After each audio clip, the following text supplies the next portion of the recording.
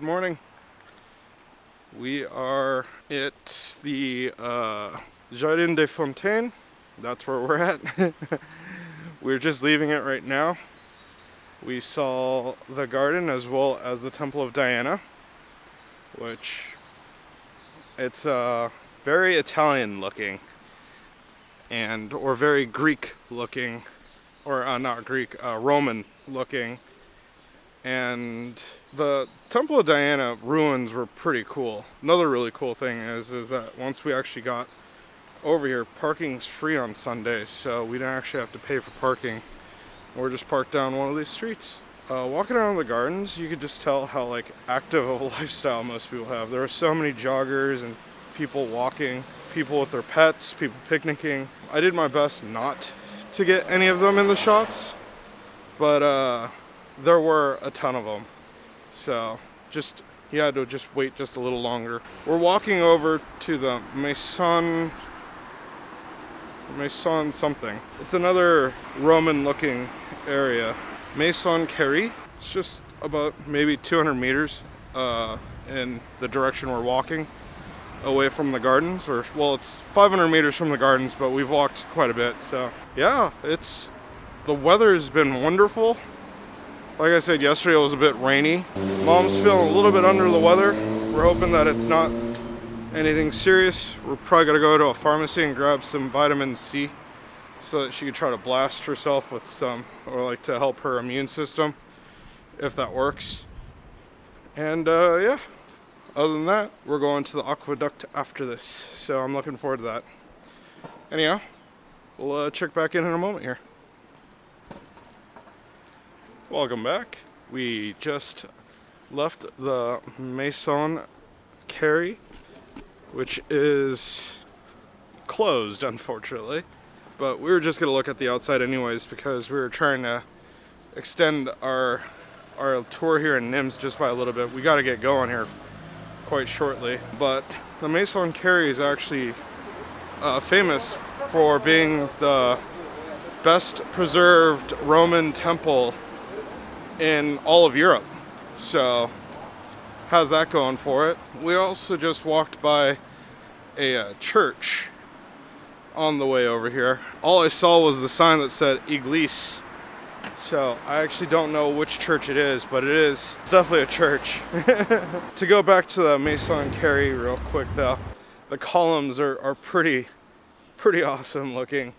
They are definitely showing their age in time, and really tall, but not that large. And as I was reading, they used it as a centerpiece for a temple, and so it was quite important to the town. Other than that, because it was closed, we couldn't go see the inside. I don't know if it was closed as in they typically do tours, but I think if they just opened the doors, you could get a pretty good idea of what the inside looked like without actually having to, have a tour. My allergies are acting up. We are here at the arena now, so we'll go check it out, walk around a little bit, and we'll be right back. Welcome back. That was actually quite quick. We're walking by the cathedral again. The arena had a marathon going through it, which was really cool. Maybe that's why I thought there was just so many runners in the city, and being healthy was because everybody's literally running currently. Sample size of one, right? Or maybe people here do live just a healthy lifestyle, and I'm just denying them that fact. It was impressive to see all the runners that were running around, and so we didn't go into the arena or the Colosseum looking deal. I actually just took a photo and almost forgot to take some video of it, so we're just headed back towards the car now. Yeah, time to go to the aqueduct. I guess today is just a Roman day. Anyhow, we will check back in a moment here. All right, welcome back. I am currently at the Pont du Gard, coming down from a viewpoint that didn't actually have all that much to view to the base of the aqueduct. This thing is massive. and existed since 50 AD to carry water from a spring to the city of Nîmes, where we were just at. So that's kind of cool. It makes sense that as we're doing kind of like a continuation of this like Roman type of tour, that they are actually connected somehow. So there is a school here, but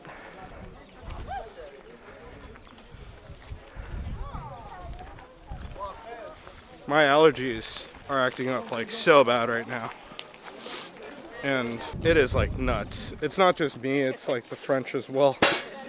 I could clearly hear sniffling and sneezing from the people that are walking by.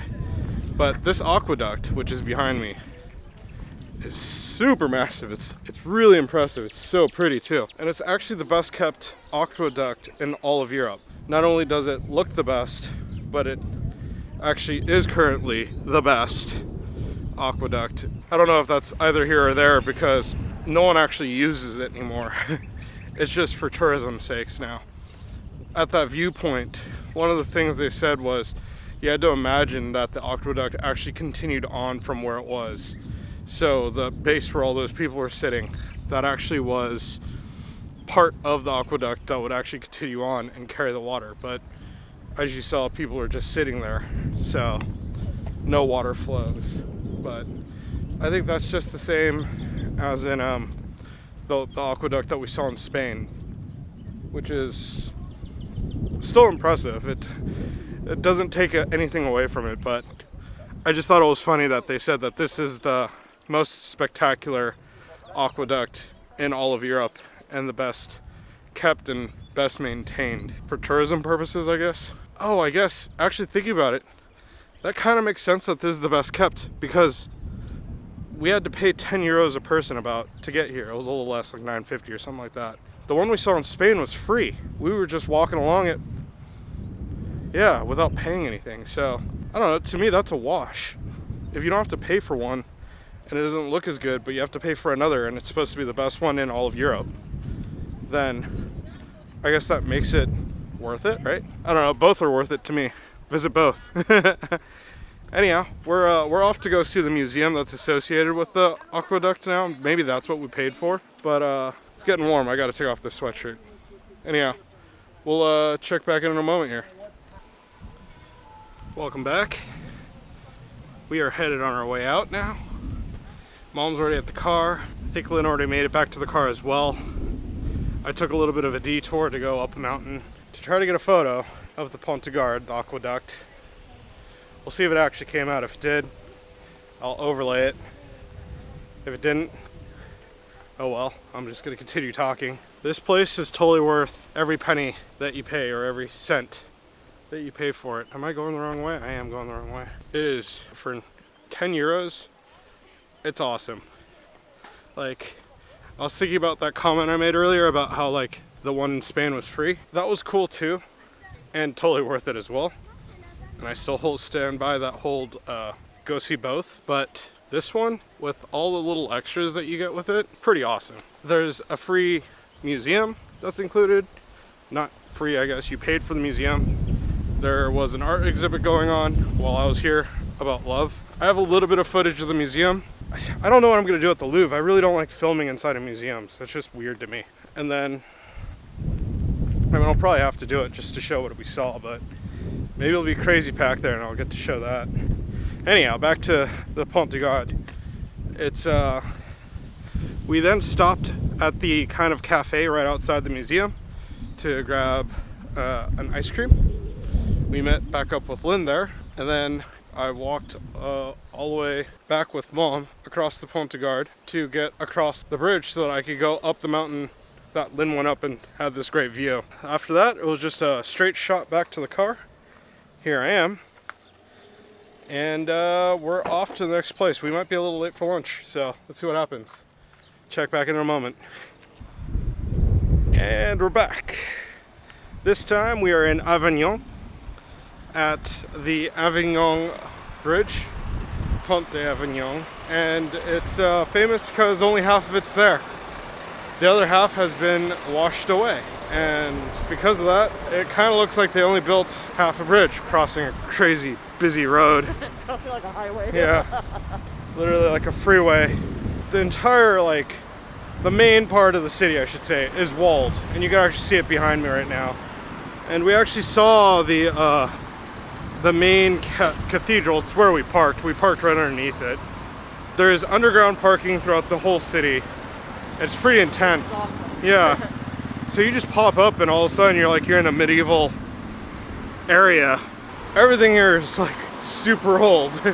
Like super old. The bridge was interesting because the story is very similar to how the creation of Singapore was done, except on a much smaller scale, obviously. It's not that it was any less difficult because the guy still had to travel around. This is the time of horse-drawn carriages and whatnot. And he went and kind of begged for money to make a bridge.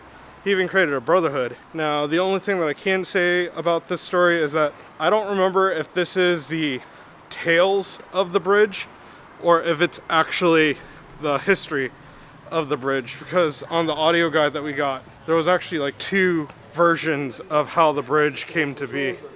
And because of that, was that the original storyline? Do you remember? Yeah, okay. So the original story, that was the tale of how the bridge came to be. The actual story is that the dude is a businessman and bought the land because he knew they had to have a bridge here. Yeah, which is not bad.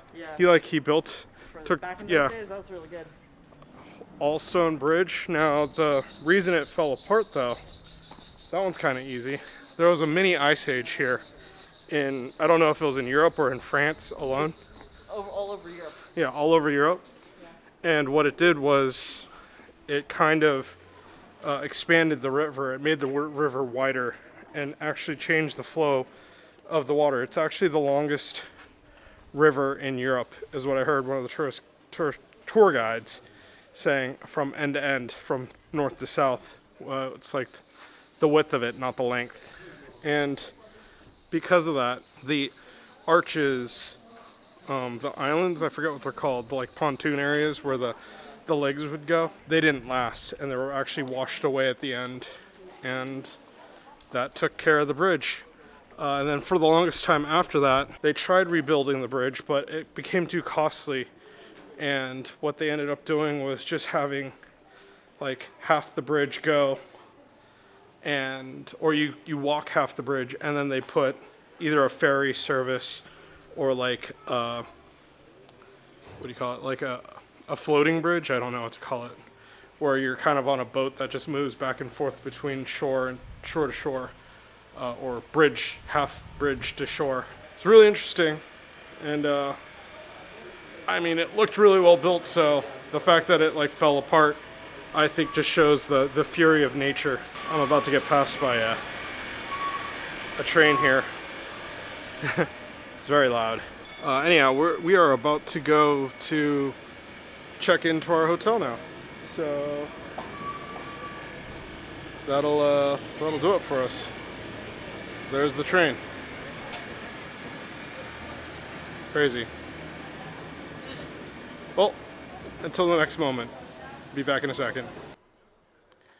And welcome back. We have traveled quite some distance and have done quite a bit of things. We've actually already enjoyed dinner at Les Escaliers, which is the stairs, here in Roussillon. I think that's how you say it. I don't know. Like, maybe I'm just trying to say it with a French accent, which I'm not too good at. But this is what the town is famous for right behind me. These red cliffs. Everywhere around here it says Roussillon, the town of red since the 1800s. Ooh, man. It's funny, I decided to talk and my allergies are just going all haywire all of a sudden. You could see the pollen in the air like falling. It's kind of crazy. That being said, we came to the town right next to it to go to our hotel.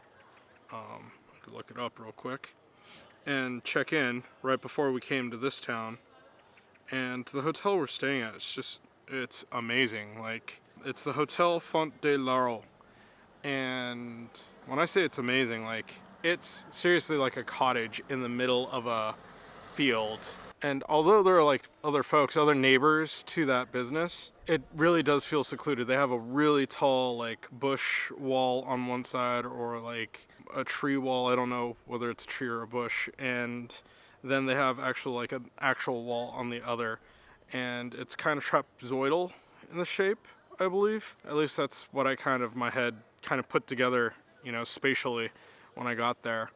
And it is quaint and cute is the best way to do it. And when I do the room tour later, it'll definitely show. But the outside, you could clearly see from the bush gate that you have to go through with the name that goes over the top, to the swimming pool that's off to the side, and everything's super clean, super clear. It's really nice.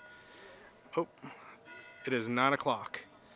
And after we checked in and dropped off our luggage, we came out to Roussillon to see this cliff. And that's kind of what's famous here, and Mom started getting antsy about dinner again. So we went and looked around.